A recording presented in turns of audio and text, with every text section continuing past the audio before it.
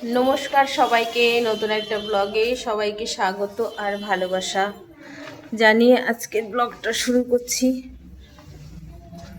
আজকের ব্লগ শুরু করতে গিয়ে আজকে সারাদিন আর ব্লগ শ্যুট করিনি। একটু ঘর দোরগুলো গোছালাম আর একটু খুব ল্যাদ খাওয়া লাগছিল, প্রচণ্ড ল্যাদ খাওয়া লাগছিল, তো ল্যাদ খাচ্ছিলাম। কোনো রকম ঘর দোরটা গুছিয়েছি, গুছিয়ে গুছিয়ে ল্যাদ খাচ্ছিলাম। খাটটা একটুখানি সরিয়ে দিলাম, ওই জানলার পাশ দিয়ে জানো তো ওই জল পড়ছিল সোফায়, এর জন্য সোফাটাকে সরিয়ে দিলাম। তো সেটা তোমাদের বাড়ি এসে তোমাদের সঙ্গে রাত্রিবেলা শেয়ার করব। এখন যাচ্ছি একটু মায়ের বাড়ি, মায়ের কাছে। মা রান্না বান্না করেছে, বললো এসে খেয়ে যা। আর সোহানও বাড়ি নেই, সেটাও তোমাদের সঙ্গে শেয়ার করিনি। সোহান একটা চাকরির জন্য গিয়েছে ইন্টারভিউ দিতে, তো সেটা জানি না কি হবে। যদি ফাইনাল হয় অবশ্যই তোমাদেরকে জানাবো। অনেক দিন ধরে চেষ্টা করছি একটা চাকরি, তো ছোটোখাটো হোক সেটা কোনো সমস্যা নেই, চাকরিটা হলেই হলো। ঠিক আছে, এখন বর্তমান মানে কাজের যে অবস্থা, সেক্ষেত্রে সত্যি এখন চাকরি করাটা খুব মুশকিল। তো ও একটা ছোটোখাটো আপাতত করুক, তারপরে সিদ্ধান্ত করব, পরে ডিসিশান নেবো যে ওকে নিয়ে কি করব না করব। তো যাই হোক, চলো এখন হচ্ছে যাই মায়ের বাড়িতে। তো রাস্তায় যেতে যেতে যদি পারি কথা বলবো, না এটা একদম মায়ের বাড়িতে গিয়ে কথা বলবো। ঠিক আছে, আর প্রচণ্ড রোদ তো বাইরে, জানি না এখান থেকে টোটো পেলে ভালো হয়, দেখি চলো পাই নাকি টোটো। আর এই সোহান তো এখন বাড়ি আসবে না, ওর আস্তে আস্তে এখনো অনেক দেরি বাবারে। এর জন্য ভাবলাম যে বাবুর সাথে একটু কথা আছে, বাবু ডাকলো আয় একটু কথা বলবি, একটু অন্য বিষয় নিয়ে কথাবার্তা আছে।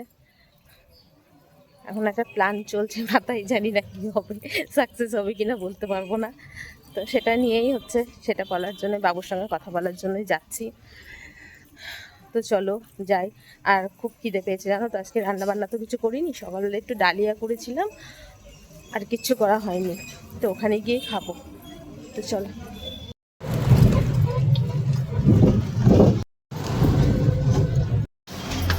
চলে আসলাম। আসার সময় দেখলাম প্রিয় মানুষটা গাড়ি নিয়ে যাচ্ছে, আমি দেখেছি, আমাকে সে দেখেনি। যাই হোক, রাস্তায় উঠে ভাবছিলাম যদি দেখতে পারি, যদি দেখতে পারি। তো ভগবান শুনেছে, দেখলাম। চলো, চলে এসছি মায়ের বাড়ি।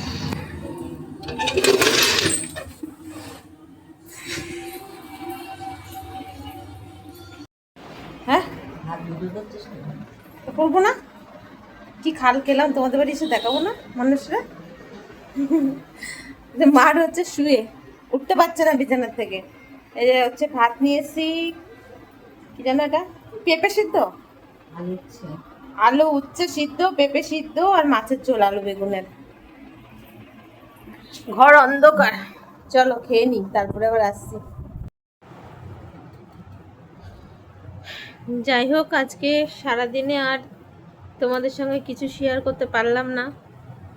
বাড়িতে এসে একটু ঘরদোরগুলো গোছালাম, তাও এখনও সব কিছু গুছিয়ে উঠতে পারিনি।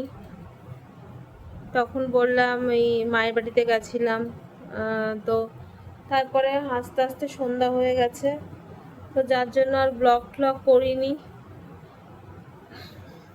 ঠিকঠাকভাবে ব্লগ করতে পারছি না জানো, মাথায় অনেক টেনশান আছে, অনেক চিন্তা আছে মাথায়, এর জন্য ঠিকঠাকভাবে ব্লগ করতে পারছি না।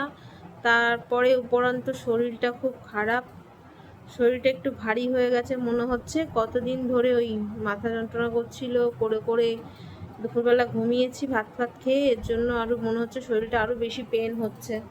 এর জন্য কালকের থেকে আর ভাত টাত খাবো না। তো যাই হোক, তোমাদের এত দুঃখের মধ্য দিয়েও একটা খবর বলি। তখন বলেছিলাম যে ছেলে জবের জন্য গেছে, তো জবটা হয়ে গেছে। হ্যাঁ, কারণ সত্যি কথা, সোহানের একটা জবের খুব দরকার ছিল, সেটা আমি কলকাতায় পাচ্ছিলাম না, তো এখানে পেয়েছি বলে ওর ওর জন্য এখানে নিয়ে নিয়েছি জবটা। এবার আমি কি করব, আমাকে ভাবতে হবে, কিছু তো করতে হবে, না করলে খাবো কি। চলে তো এসেছি এখানে, তো এখন কাজের ব্যবস্থা কিছু খুঁজে পাচ্ছি না। বাবা ডেকেছিল ওই কিছু মানে আমি একটা দোকান করতে চেয়েছিলাম ওখানে, তো সেখানে অনেক ফ্যাকরা কল।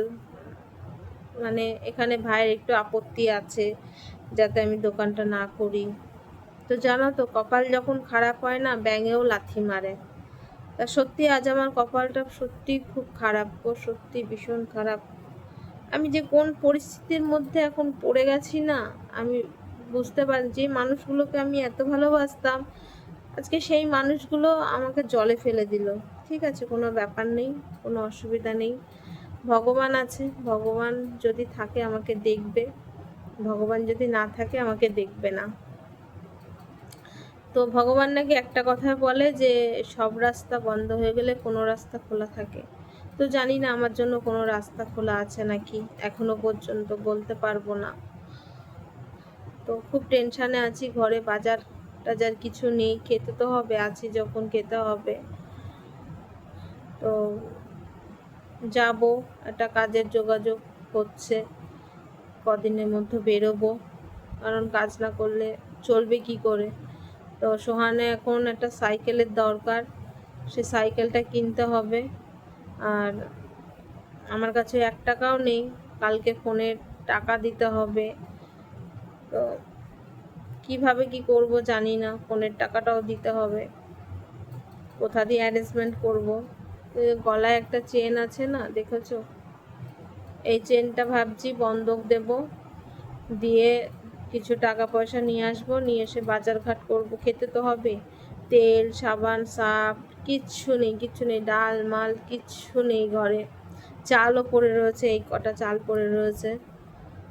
তা এখন ওই 5 কেজি করে এখন এনে রাখবো, তারপরে কাজে যাই। তারপরে যদি কাজকর্ম করে আনতে পারি তাহলে দেখব কি করা যায়। মানে বলছি না, আমি এখন কিছু ডিসাইড করতে পারছি না। তার মধ্যে আবার সোহানের ব্যাংকের বইটা করতে হবে, ব্যাংকের বই না করলে ওর স্যালারিটা ঢুকবে না। ব্যাংকের বইয়ের জন্য এখন 2-3 হাজার 1-2 হাজার টাকা হয়তো লাগবে। দেখি কালকে ব্যাংকে যেতে পারি, গিয়ে একটু যোগাযোগ করে আসবো যে কোন ব্যাংকে হবে। কারণ জিরো পেমেন্টের ব্যাংক হলে খুব ভালো হয়, কিন্তু জানি না এখন ব্যাংকে যাই, যেহেতু টাকা নেই, ওর জন্য ভাবছিলাম জিরো পেমেন্টের হলে ভালো হতো। তাও 2-1টা ব্যাংকে খোঁজ নিয়ে আসবো যে 1000 টাকা যদি হয়। তো সেই বুঝে আমাকে চেনটা বন্ধক দিয়ে টাকা আনতে হবে, কিছু করার নেই। আলোটা কেমন পড়ছে না, চোখ মুখের হালাত দেখেছো? টেনশন করতে করতে আমার চোখ মুখের হালাত এরকম হয়ে গেছে। কি আর করা যাবে বলো, কিছু করার নেই। টেনশন মানুষকে পুরো শেষ করে দেয়। তো আজ আমার খারাপ সময়, তাই ব্যাঙেও লাথি মারবে। যদি কখনো ভালো সময় আসে দেখব। সবাই তো বলে যে খারাপ সময়ের পর ভালো সময় আসে। তো আমার সুখটা যতদিন ছিল হয়েছে, এখন আমার খারাপ সময় চলছে।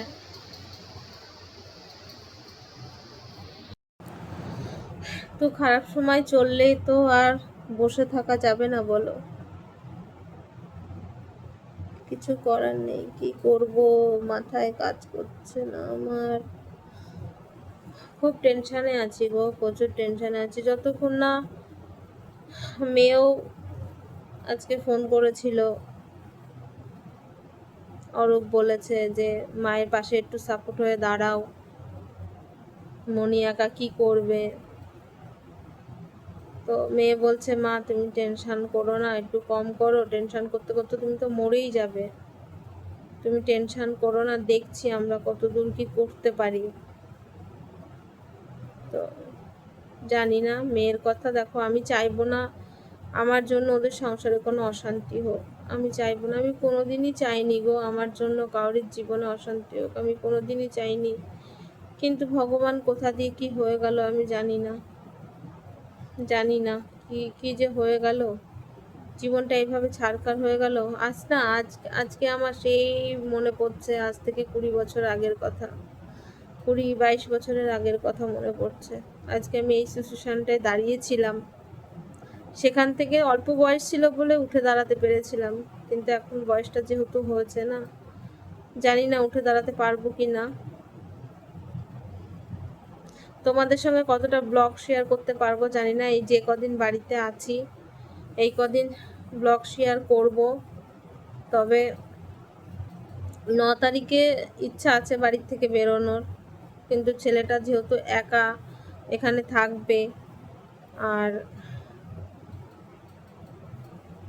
ইভেন আজকেও একটা কথা শুনলাম, তো ঠিক আছে, যেটা শুনেছি তোমাদের সঙ্গে শেয়ার করলাম না। তো চলো, যার কেউ নেই তার ভগবান আছে, দেখবো চেষ্টা করে কিভাবে কি করা যায়।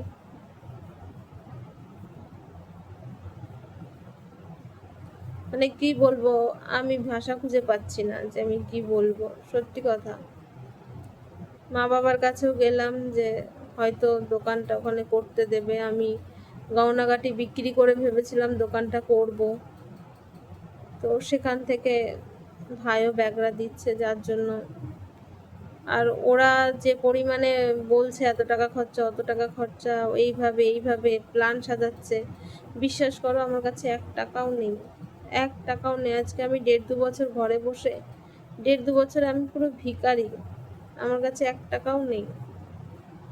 তবে আমাকে একদিন একটা কথা বলেছিল জানো, যে আমি তোকে এমন জায়গায় দাঁড় করিয়ে দেবো তুই পথে পথে ভিক্ষা করে খাবি। তো সত্যি আজকে সেই জায়গাটা আমাকে দাঁড় করিয়ে দিল।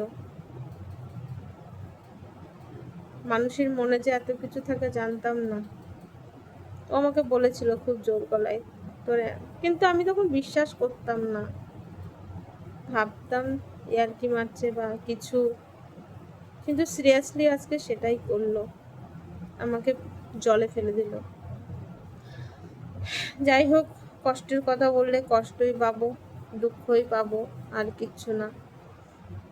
চলো, তোমাদের সঙ্গে অনেক কথা বললাম।